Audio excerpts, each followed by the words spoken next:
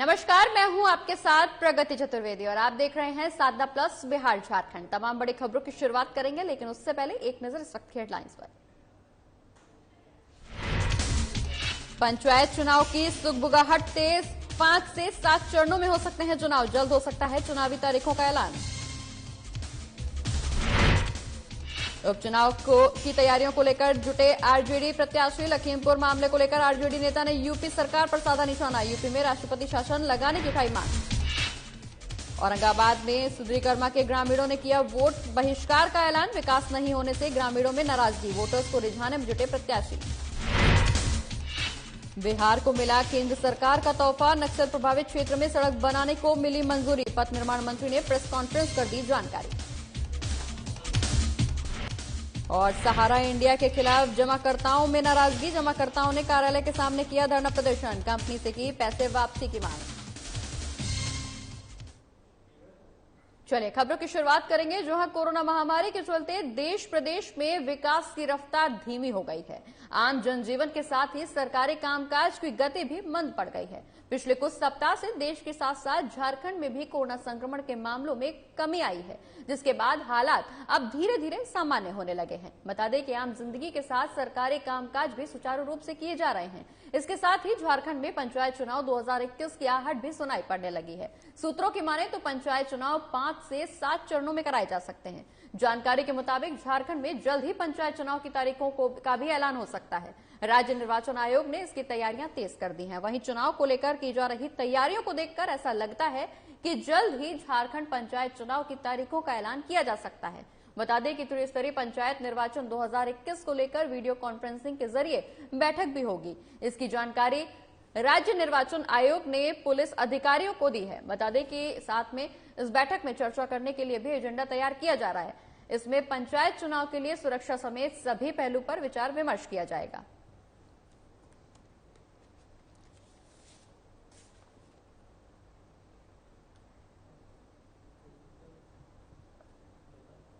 बिहार में 2 सीटों पर होने वाले उपचुनाव को लेकर राष्ट्रीय जनता दल रणनीति बनाने में जुट गया है। इसके लिए झारखंड में पार्टी के सभी पदाधिकारी बिहार में कैंप करेंगे। बता दें कि राष्ट्रीय जनता दल का पलामू के 2 विधानसभा क्षेत्र में 24 अक्टूबर को आयोजित होने वाले कार्यकर्ता सम्मेलन में वो शामिल होंगे। वहीं बिहार में विपक्ष के नेता तेजस्वी यादव भी शिरकत करेंगे। बता दें कि उत्तर प्रदेश के लखीमपुर आंदोलनकारी किसानों की निर्मम हत्या की आलोचना करते हुए झारखंड आरजेडी के प्रदेश महासचिव संजय यादव ने कहा कि उत्तर प्रदेश की सरकार तानाशाह हो गई है, विपक्षियों पर लगातार सत्ता का धौंस दिखाकर जुल्म कर रही है। इसलिए हमारी पार्टी राष्ट्रपति से यह मांग करती है कि यूपी में राष्ट्रपति शासन लगाया जाए।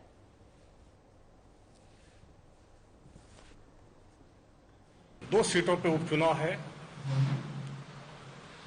और झारखंड प्रदेश के सभी विंग के प्रदेश अध्यक्ष, सभी जिलाध्यक्ष और सभी राष्ट्रीय जनता दल के वरिष्ठ नेतागण, चूंकि 2 चुनाव बहुत ही इंपॉर्टेंट है, सभी लोग बिहार में कैंप करेंगे चुनाव में और अपना रणनीति तय करके कैसे दोनों सीट चुनाव हम लोग जीतते हैं। बिहार में होने वाले 2 सीटों पर उपचुनाव, विधानसभा उपचुनाव को लेकर इन दिनों बिहार का सियासी पारा 7वें आसमान पर है। पार्टियों के बीच आरोप प्रत्यारोप का दौर भी देखने को मिल रहा है। वहीं बिहार के महागठबंधन की गांठ भी खुलती हुई नजर आ रही है। बता दें कि बिहार विधानसभा उपचुनाव पर यह हमारी खास रिपोर्ट देखिए।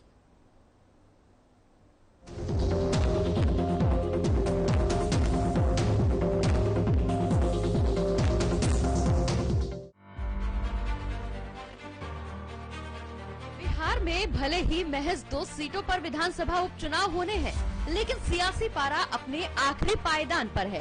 भला ऐसा हो भी क्यों ना, क्योंकि आज से लगभग 1 साल पहले जो पार्टी एक होने का दावा कर रही थी, उसका नाम महागठबंधन दिया गया था। लेकिन आज उसी महागठबंधन की गांठ खुलती दिखाई दे रही है और ये सब तब हुआ जब कांग्रेस में कन्हैया की एंट्री हो गई। बिहार में महागठबंधन की कला अब सामने आ गई है। आरजेडी के बाद अब कांग्रेस ने भी उपचुनाव के लिए अपने प्रत्याशी घोषित कर दिया है। बता दें कि तारापुर और कुशेश्वर स्थान विधानसभा सीटों पर होने वाले उपचुनाव के लिए मंगलवार को कांग्रेस ने अपने उम्मीदवारों का ऐलान कर दिया। तारापुर से राजेश कुमार मिश्रा को टिकट दिया गया। वहीं कुशेश्वर स्थान पर अतिरेक कुमार पर पार्टी ने भरोसा जताया है। कांग्रेस अध्यक्ष सोनिया गांधी ने दोनों के नाम पर मोहर लगा दी है। वहीं कांग्रेस ने एंट्री के साथ उपचुनाव के जरिए अब तेजस्वी यादव और कन्हैया कुमार आमने सामने होंगे। दोनों ही सीटों पर 30 अक्टूबर को मतदान होना है। 3 नवंबर को परिणाम भी घोषित कर दिए जाएंगे। वहीं दोनों सीटों पर हाथ आजमाने के लिए राष्ट्रीय जनतांत्रिक गठबंधन और राष्ट्रीय जनता दल पहले ही प्रत्याशियों का ऐलान कर चुका है। उपचुनाव में कांग्रेस और आरजेडी के बीच मुकाबले को लेकर नेता प्रतिपक्ष तेजस्वी यादव ने इसे दोस्ताना मुकाबले का नाम दे दिया है। हमारे पार्टी का फैसला था कि 2 जगह से हम लोग चुनाव लड़ेंगे और कांग्रेस प्रभारी से पहले ही हम लोगों ने इंटीमेट कर दिया था कि राष्ट्रीय जनता दल जो है वो चुनाव लड़ना चाहती है। तो कांग्रेस प्रभारी से बात हुई थी हम लोग ने। अब अगर फ्रेंडली हो तो कोई दिक्कत थोड़ी ना, उसमें बाई इलेक्शन है तो उसमें कोई महागठबंधन में कोई दरार थोड़ी ना, बाई इलेक्शन होते रहे। बिहार की राजधानी पटना में मीडिया को संबोधित करते हुए बिहार कांग्रेस अध्यक्ष मदन मोहन झा का कहना कि पार्टी के जिला प्रदेश स्तर तक कार्यकर्ताओं की इच्छा थी कि उपचुनाव में प्रत्याशी उतारे जाएं।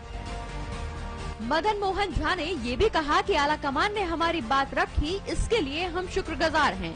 वहीं मीडिया द्वारा महागठबंधन में टूट के सवाल पर झा ने अपना पल्ला झाड़ते हुए बड़ी ही चतुराई से ये कह डाला कि इतना फैसला केंद्रीय आलाकमान ही करेगा। तो वहीं इस फैसले से कांग्रेसी नेता भी दम बढ़ना शुरू कर चुके हैं। और हमें अपेक्षा थी कि इस उपचुनाव में भी सामंजस्य हम चुनाव लड़े, लेकिन आरजेडी ने एक तरफा फैसला लिया और जो मेरी सीट बनती थी, जहां मेरा दावा था, वहां भी अपने प्रत्याशी उतार दिए। इस परिस्थिति में कांग्रेस को भी दोनों सीटों पर चुनाव लड़ना है, यह पार्टी ने निर्णय लिया है। बता दें कि नवंबर 2020 में संपन्न हुए बिहार विधानसभा चुनाव के दौरान महागठबंधन में रहे आरजेडी कांग्रेस ने 2 सीटों पर होने वाले इलेक्शन के लिए अपने अपने उम्मीदवार उतार दिए हैं। आरजेडी ने कुशेश्वर स्थान से गणेश भारती को तो तारापुर से अरुण कुमार शाह को टिकट दिया है। वहीं एनडीए की तरफ से तारापुर से जेडीयू की तरफ से राजीव कुमार सिंह और कुशेश्वर स्थान से जेडीयू की तरफ से ही अमन भूषण हजारी पर एनडीए ने सहमति दे दी है। सत्ता तो मिली नहीं, अब लूप लाइन से प्रयास लगातार किया जा रहा है। तो उद्देश्य तो राजद का जो था, इन सबों को जिस हैसियत पर पहुंचाना, वो हैसियत पर पहुंचाने का काम है। एनडीए पूरी तरह से एकजुट है और हम रिकॉर्ड मतों से कुशेश्वर स्थान और तारापुर। बड़ी बात यह है कि कांग्रेस में एंट्री के साथ ही तेजस्वी यादव के सामने कन्हैया कुमार चुनावी मैदान में होंगे। जो कभी मंच साझा करते थे, वो आज एक दूसरे के खिलाफ चुनावी मैदान में नजर आएंगे। हालांकि इस बीच चर्चा इस बात की भी है कि इलेक्शन में लालू प्रसाद यादव भी प्रचार करने पटना आ सकते हैं। पार्टी का तो अपना अपना हिसाब होता है, तो जो करना है लोग कर रहे होंगे, लेकिन तरह तरह की बात भी लोग बोलते रहते हैं। कौन क्या बोलता रहता है, किस भाषा का प्रयोग करता है, कुछ लोगों की आदत है, अपना बोलते रहते हैं और जनता मालिक है। आप तो जानते हैं कि वो दोनों सीट सब हाल में भी तो जेडीयू जीता था, दोनों जगह नॉमिनेशन का तय किया, तो सब लोग मिल करके सहयोग कर रहे हैं, साथ दे रहे हैं, लगेंगे। फिलहाल अब देखना ये होगा कि विधानसभा उपचुनाव में कौन सी पार्टी अपना परचम लहरा पाएगी। साधना प्लस न्यूज के लिए आलोक मालवीय की रिपोर्ट।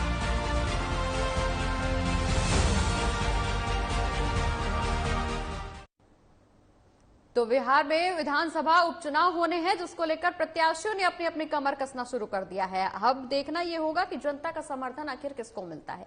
बढ़ते आगे, जहां सदुरी कर्मा के ग्रामीणों ने पंचायत चुनाव के बहिष्कार का ऐलान कर दिया है। त्रिस्तरीय पंचायत चुनाव के तीसरे चरण में औरंगाबाद जिले के बारुण प्रखंड में मतदान का सदुरी कर्मा गांव के वोटर्स ने चुनाव बहिष्कार का ऐलान कर प्रत्याशियों को परेशान कर रखा है। दरअसल इस गांव में मुद्दा विकास का ही है। 2020 के विधानसभा चुनाव में भी यहां के वोटर्स ने विकास नहीं होने की शिकायत को लेकर वोट बहिष्कार की घोषणा की थी। उस समय शासन प्रशासन की पहल पर यहां के वोटर्स मान गए और उन्होंने चुनाव में भागीदारी निभाते हुए मतदान भी किया था। लेकिन इस बार भी विकास का आश्वासन देकर वोटर्स को मनाने की कोशिश की जा रही है।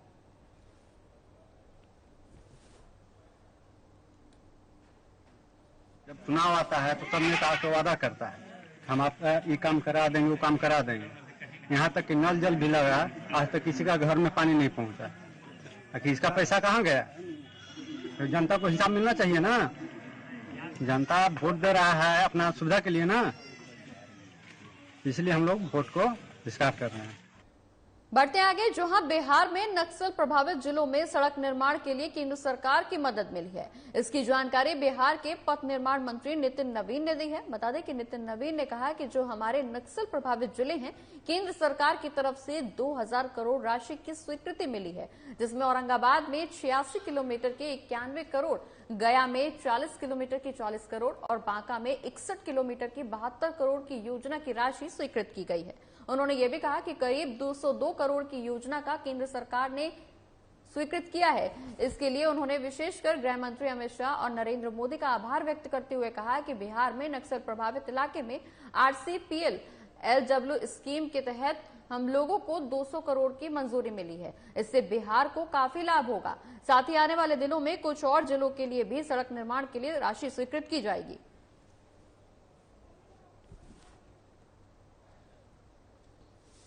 नक्सल प्रभावित जिले हैं, उसको केंद्र सरकार से 200 करोड़ की योजनाओं को स्वीकृति मिली है, जिसमें औरंगाबाद में करीब 86 किलोमीटर की 91 करोड़ की योजना स्वीकृत हुई है, गया में 40 किलोमीटर की 40 करोड़ की योजना स्वीकृत हुई है, वैसे ही बांका में 61 किलोमीटर की 72 करोड़ की योजना स्वीकृत हुई है। तो करीब 202 करोड़ की योजना को केंद्र सरकार ने नक्सल प्रभावित इलाकों के लिए मंजूरी किया है। बढ़ते आगे, आज से शारदीय नवरात्र प्रारंभ है। आपको बता दें कि आज शारदीय नवरात्र का पहला दिन है, जो शैलपुत्री के नाम से जाना जाता है। सीधा राजधानी रांची लिए चलते हैं आपको, जहां दुर्गा मंदिर में लाइव जुड़े हुए हैं हमारे वरिष्ठ संवाददाता नवीन शर्मा। नवीन, क्या कुछ वहां की मौजूदा स्थिति? शारदीय नवरात्र का पहला दिन है आज, काफी लंबे समय के बाद श्रद्धालुओं को मंदिर में जाने की अनुमति मिली है, क्या कुछ वहां का माहौल? बिल्कुल प्रगति, निश्चित तौर पे आज नवरात्र का पहला दिन है और प्रथम दिन मां शैलपुत्री की आज पूजा की जाती है। और इस वक्त मैं रातू रोड स्थित दुर्गा मंदिर के समक्ष मौजूद हूं। मैं अंदर की भी तस्वीर दिखाऊंगा, लेकिन जहां तक आपने जो सवाल किया कि जो भक्त हैं उनके अंदर कैसा जो है माहौल देखने को मिल रहा है, क्योंकि लंबे समय के बाद मंदिरों में भी जाने की इजाजत मिली है। जिस तरह पिछले साल दुर्गा पूजा में खुल करके लोगों को ये पर्व मनाने की आज़ादी नहीं थी, बहुत सारे जो है प्रतिबंध लगाए गए थे। हालांकि प्रतिबंध तो इस बार भी कई तरह के लगाए गए हैं, लेकिन इन सब के बीच हालांकि इस बार दुर्गा पूजा मनाने की इजाजत जरूर दी गई है। मैं एक बार तैयारियों को लेकर भी आपको तस्वीर दिखाऊंगा। नवरात्र का पहला दिन और ये रातू रोड स्थित जो दुर्गा मंदिर है, इसकी साज सज्जा भी मैं आपको दिखाऊंगा कि इसकी तैयारियां जो हैं वो हो रही हैं। और अंदर की भी तस्वीर दिखाऊंगा। जो भक्त है वो सुबह से ही मंदिर में कतारबद्ध हैं, जो आज मां के प्रथम रूप का दर्शन करने के लिए यहां पर पहुंचे हैं। और इस तरह जो 9 दिनों का ये पूजा होगा, 9 दिन देवी के 9 रूपों की पूजा की जाती है, जिसमें पहला रूप जो है, प्रथम रूप जिसको हम लोग कहते हैं, वो है मां शैलपुत्री। उसके बाद जो है ब्रह्मचारिणी की दूसरी रूप होती है और चंद्रघंटा जो है वो तीसरी रूप है माता की।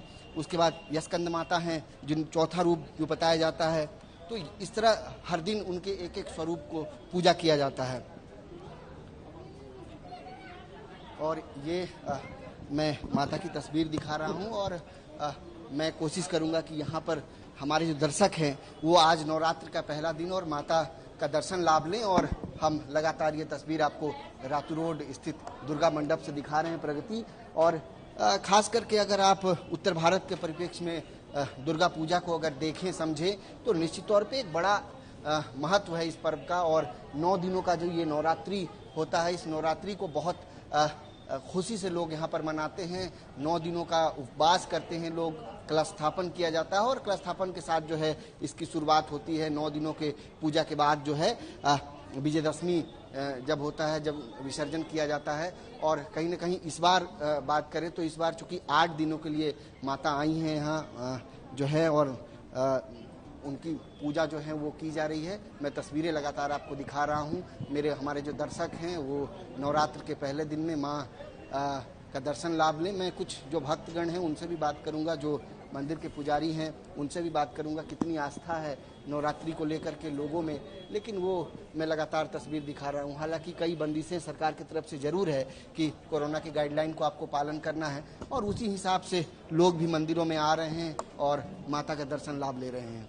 तो बिल्कुल नवीन, आप वहां पे मौजूद हैं। भारी संख्या में श्रद्धालु यहां मंदिर में पहुंच रहे हैं माता के दर्शन पूजन करने के लिए। लोगों की भीड़ यहां लगातार देखने को मिल रही है। काफी लंबे समय से कोरोना काल के दौरान भक्तों को यह अनुमति नहीं थी कि मंदिर में जाकर के दर्शन पूजन कर सके, लेकिन अब एक बार श्रद्धालुओं के लिए ये फिर से व्यवस्था की गई है कि कोरोना की गाइडलाइंस का पालन करते हुए वो मंदिरों में प्रवेश कर सकते हैं, माता के दर्शन पूजन कर सकते हैं। अगर वहां पे मौजूद श्रद्धालुओं से आपकी बातचीत हो पाए, उनके मन में क्या कुछ स्थिति है, क्या कुछ श्रद्धालु की उम्मीदें लेकर के वहां पे पहुंचे, किस मनोकामना के साथ मंदिर में पहुंचे मां के दर्शन करने के लिए, अगर कुछ बातचीत करके आप बता पाए तो। आस्था है माता में आपकी? बहुत आस्था। नवरात्रि करती हैं आप? नहीं, ऐसे पूजा करनी। पहला दिन है दर्शन करने के। कितना ज्यादा आस्था है माता? बहुत ज्यादा आस्था है माता पे। नवरात्रि करती हैं? नहीं करते हैं, बस पूजा करने के लिए आए हैं। पहली पूजा है? हाँ, पहले पूजा। और मैं पंडित जी से भी बात करूंगी, लेकिन उन सब के बीच एक तस्वीर आपको दिखा रहा हूं जो आज श्रृंगार जो फलों से सजाया गया है माँ के दरबार को। मैं कोशिश करूंगा कुणाल अगर सामने से क्लोज से वो तस्वीर अगर आप दिखाएं।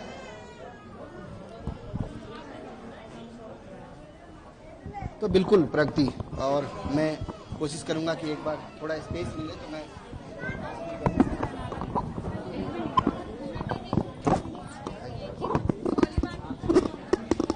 पंडित जी, आज नवरात्र का पहला दिन है। बाबा आज कितना खास होता है? अच्छा रुकिए ना, हम बात करवा देते हैं। बाबा वही करेंगे, वही। इधर आइए तो कुणाल जी आ जाए। मैं कोशिश करूंगा सामने चल करके एक बार पंडित जी से भी बात करूं। कुणाल, आप तस्वीरों को दिखाएं। प्रगति देखिए, अगर आप मैं जिसका जिक्र कर रहा हूं, क्योंकि ये बंगाल से सटा हुआ इलाका है, तो बंगाल में दुर्गा पूजा का एक विशेष महत्व होता है। और जहां तक नवरात्रि की बात करें तो नवरात्र का महत्व हमारे बिहार या झारखंड में भी बहुत ज़्यादा खास हो जाता है, क्योंकि 9 दिनों तक लोग नवरात्रि का उपवास करते हैं, कलश स्थापन किया जाता है और 9 दिनों तक माता की पूजा की जाती है। आज का जो दिन है वो कितना खास है और आज की मान्यता क्या है, उसको लेकर के हम लोग यहाँ पर जो पंडित जी हैं उनसे बात करने की कोशिश करेंगे। कुछ श्रद्धालु भी हैं, उनसे भी जानेंगे कितना खास है आज का दिन, कितनी ज्यादा आस्था है माता को लेकर के। माता में आस्था है? जी हाँ। तो नवरात्रि करती हैं आप? जी हाँ, कर रहे हैं। नवरात्रि करती हैं? First year. 9 दिन तक ये फास्टिंग होगा? जी। 9 दिन। जी। और इस दौरान क्या क्या होता है, कैसे पूजा होता है, सुबह शाम आरती और तमाम चीजें? सुबह वही नॉर्मल आप पूजा करिए और शाम में आरती होगा, दिन भर आपका व्रत रहेगा। बहुत ज्यादा घूमने का मौका नहीं है क्योंकि कोरोना की कई गाइडलाइंस भी हैं, तो उसको लेकर के इस बार क्या, पिछले बार तो मौका ही नहीं मिला था, इस बार तो मौका भी मिला है, तो कितना खुश है इसको? थोड़ा क्योंकि अभी थोड़ा अभी गाइडलाइंस वगैरह है। मंदिर पहुंची है माता पूजा करने के लिए, कितनी आस्था है माता में? माँ में बहुत आस्था है और मैया हम सबका हमेशा मनोकामना पूर्ण करती है और बहुत ही उनका दया सदा बनाए रखे हम सब पर। तो सबसे बड़ी बात कि मैं जिस बात का जिक्र लगातार जो कर रहा हूँ कि माता को लेकर के जिस तरीके का आस्था लोगों में है, और कहीं ना कहीं यही वजह है कि ये 9 दिनों का जो पर्व होता है लगातार आज से माँ शारदा जो है शारदीय नवरात्रा जब से प्रारंभ होता है, उसके बाद जो है लगातार आज से 9 दिनों तक इनका पूजा चलता है। बाबा आइएगा जरा, आज के दिन का क्या महत्व है और इस महत्व को जरा बताइए हमारे दर्शकों को। जी हाँ, ये शारदीय नवरात्र है और आज पहले दिन से ही 9 दिन का गिनती होता है। आज का बड़ा महत्व है। आज से ही पूजन व्रत जो भी लोग कर रहे हैं, व्रती लोग, उसी का आरंभ हुआ है। कलश स्थापन के साथ, गणपति पूजन के साथ इस व्रत का पूजन शुरू हुआ, व्रत शुरू हुआ और जगदम्बा सब पे कृपा बनाए। अपनी अपनी मनोकामना लोग रख रहे हैं। जैसे पिछले देख रहे हैं, विगत कुछ वर्षों से जो कोविड को लेकर के परेशानी चल रही थी, अभी भी है। हमारी तरफ से तो पूरी व्यवस्था की गई, सरकार गाइडलाइन के अनुसार ही हम लोग चल रहे हैं। भीड़ भाड़ काफी ज्यादा नहीं, आप देख रहे हैं। अच्छा, इस मंदिर में कोई विशेष पूजा नवरात्रि के दौरान? बिल्कुल विशेष पूजन यहाँ माँ का होता है। विशेष करके यहाँ अखंड दीप बहुत ज्यादा जलता है। लोगों को आस्था है कि अखंड दीप यहाँ अगर हम माँ के दरबार में जलाएं, जैसा कि आप देख भी रहे हैं, कि तो हमारी मनोकामना निश्चित पूरी होगी। चाहे जिस मनोकामना से लोग यहाँ आते हैं और अखंड दीप जलाते हैं माँ के दरबार में, और उसकी मनोकामना निश्चित पूरी होती है। 9 दिनों के दरमियान मंदिर में किस तरह का कार्यक्रम आयोजन होगा? जैसे यहाँ 9 दिन 9 रूपों में माँ की पूजन अर्चन की जाती है। आज कलश स्थापन से इसका शुरुआत हो चुका है। आज शैलपुत्री की पूजा होगी और जैसे जैसे दिन बढ़ता जाएगा ब्रह्मचारिणी सबका पूजन होता चला जाएगा। और विशेष करके हमारे आर स्पोर्टिंग क्लब का आप जान ही रहे हैं, यहाँ बहुत बड़ा पंडाल बनता है और प्रतिमा स्थापन होगी षष्ठी के दिन आवाहन बोधन करके। मंदिर की कोई खासियत? माता रानी की विशेष कृपा है। इनका एक विशेष नाम है रातू रोड वाली मैया, जो सबकी मनोकामना पूर्ण करती हैं। ये इनकी माँ का नाम लोगों भक्तों ने दिया है। हर कार्य को सिद्ध करने वाली माता है, इसीलिए इनका नाम है, रातू रोड वाली मैया का नाम है। अच्छा, एक चीज और आपसे जानना चाहेंगे। आज चूंकि दरबार को फलों से और फूलों से सजाया गया है, रोज इस तरह अलग अलग तरीके से सजाया जाता है? विशेष करके आज सजाया गया है इस बार, और पहली बार बहुत भव्य श्रृंगार हुआ है इस बार माई के दरबार में। होता हमेशा हर बार श्रृंगार होता है, और यहाँ दरबार ऐसा है मैया का, कोई न कोई जिसकी मनोकामना पूरी होती है वो श्रृंगार पूजन का ही मन्नत मानता है कि माँ हमारी मनोकामना पूर्ण होगी तो आपका श्रृंगार पूजन करेंगे, और ये उसी का है सब। और ये हमारे क्लब की तरफ से इस बार सजाया गया है ये सब। निश्चित तौर पे श्रृंगार पूजन का एक विशेष महत्व रातू रोड की जो देवी मैया की इस मंदिर में देखने को मिलता है, और इसीलिए आज इनके दरबार को भव्य तरीके से सजाया गया है। तो प्रगति में अपने दर्शकों को आज दर्शन करा रहा था रातू रोड स्थित देवी मैया की, और जो भी मनोकामना आपकी आस्था देवी के प्रति है, तो निश्चित तौर पे उस मनोकामना को देवी मैया पूर्ण करती है, ऐसा यहाँ के जो पंडित जी हैं उनका कहना है। और निश्चित तौर पे जिनकी आस्था देवी में है, जिनकी आस्था इस मंदिर से जुड़ी हुई है, और जो भी भक्त इस मंदिर में अपनी मनोकामना लेकर आते हैं, मैया उसकी मनोकामना को जरूर पूर्ण करती है। बिल्कुल, जो भी भक्त वहां पहुंचते हैं अपने मनोकामना लेकर, माता रानी उनकी मनोकामना जरूर पूरी करती है। और हम भी उम्मीद जताते हैं कि इस वर्ष सभी की मनोकामना शारदीय नवरात्र में जरूर पूरी हो। आज पहला दिन है नवरात्रों का, आगे आने वाले 8 दिनों में भी यही धूम मंदिरों में देखने को मिलेगी। बहुत बहुत शुक्रिया नवीन, ये तमाम जानकारी हमारे दर्शकों तक पहुंचाने के लिए। और इस वक्त की बड़ी खबर का रुख करेंगे राजधानी रांची से। इस वक्त की बड़ी खबर सामने आ रही है, जहां ट्रक खलासी को गोली मारकर हत्या कर दी गई है। इस वक्त की बड़ी खबर हम आपको बता रहे हैं राजधानी रांची से, जहां ट्रक खलासी की गोली मारकर हत्या कर दी गई। नामकुम थाना क्षेत्र स्थित दुर्गा सोरेन चौक के पास की एक घटना, जहां बाइक सवार अपराधियों ने घटना को अंजाम दिया। हत्या कर अपराधी मौके से फरार हो गए हैं। अब पुलिस पूरे मामले की जांच पड़ताल कर रही है। तो इस वक्त की बड़ी खबर राजधानी रांची से, जहां ट्रक खलासी की गोली मारकर हत्या कर दी गई। अपराधियों के मंसूबे एक बार फिर से बुलंद देखने को मिले हैं। और इसी खबर पर ज्यादा जानकारी के लिए हमारे वरिष्ठ संवाददाता चंदन वर्मा हमारे साथ जुड़ गए। चंदन, बाइक सवार अपराधियों ने घटना को अंजाम दिया है, ट्रक खलासी की गोली मारकर हत्या कर दी गई। पूरे मामले में पुलिस अब जांच पड़ताल कर रही है। कौन थे ये अपराधी? जी बता दूं कि जिस तरीके से हत्या को अंजाम दिया गया, घटना को अंजाम दिया गया है, ये बता दूं कि नामकुम थाना क्षेत्र दुर्गा सोरेन चौक का मामला है, जहां पर तकरीबन रात के 2 बजे जो है इस घटना को अंजाम दिया गया। और जो पूरे घटना का जो वारदात है, पूरा जो वारदात है वो सीसीटीवी कैमरे में कैद हो गया है।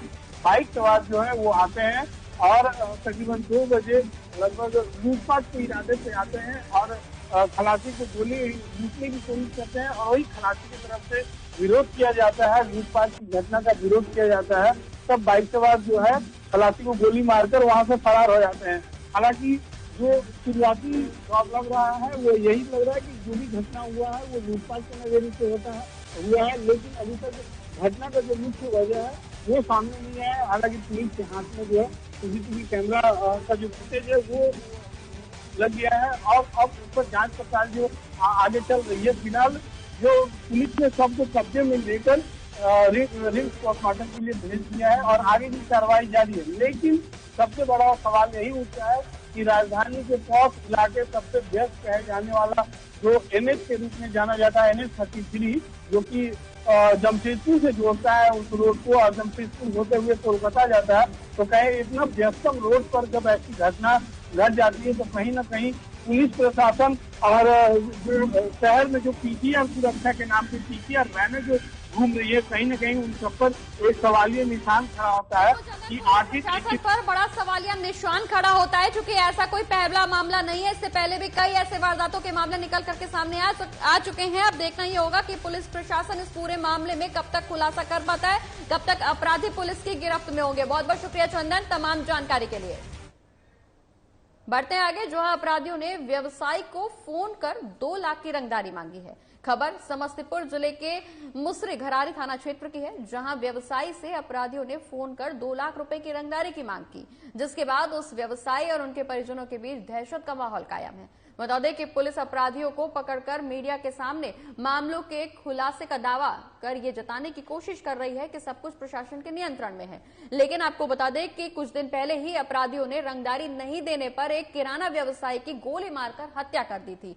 एक बार फिर अपराधियों के द्वारा एक व्यवसायी से रंगदारी की मांग की गई है। वहीं व्यवसायी के अंदर अपराधियों का खौफ किस कदर है, इसकी वानगी उस समय देखने को मिली जब साधना प्लस न्यूज के संवाददाता ने उनसे बातचीत करने की कोशिश की। उन्होंने ऑन द रिकॉर्ड बात करने से इनकार कर दिया, लेकिन ऑफ द रिकॉर्ड दबी जुबान में उन्होंने इस समस्या के लिए सीधे सीधे प्रशासन को दोषी माना। जब सदर अनुमंडल पुलिस पदाधिकारी समस्तीपुर से बातचीत की गई तो उन्होंने कहा कि व्यवसायी से रंगदारी मांगे जाने की बात उनके संज्ञान में आई है। पुलिस पूरे मामले की जांच पड़ताल कर रही है। संजय बोल रहा है। कहाँ फोन किया? National electronic. हाँ। National electronic. हाँ। हम राजेश पाल बोल रहे हैं। राजेश पाल। हेलो। हाँ। हाँ। क्या पैसा का जरूरत है? 2 लाख रुपया कल भेज रहे हैं, लड़का को दे दीजिएगा। आप कहाँ से बोल रहे हैं? अरे राजेश पाल बोल रहे हैं हम। नहीं पहचान रहा है? न। हेलो। हाँ संजय बोल रहा है। कहाँ फोन किया? National electronic. हाँ। National electronic. हाँ। हम राजेश पाल बोल रहे हैं। राजेश पाल। हेलो। हाँ। हाँ। क्या पैसा का जरूरत है? 2 लाख रुपया कल भेज रहे हैं, लड़का को दे दीजिएगा। आप कहाँ से बोल रहे हैं? अरे राजेश पाल बोल रहे हैं हम। नहीं पहचान रहा है? न। हेलो।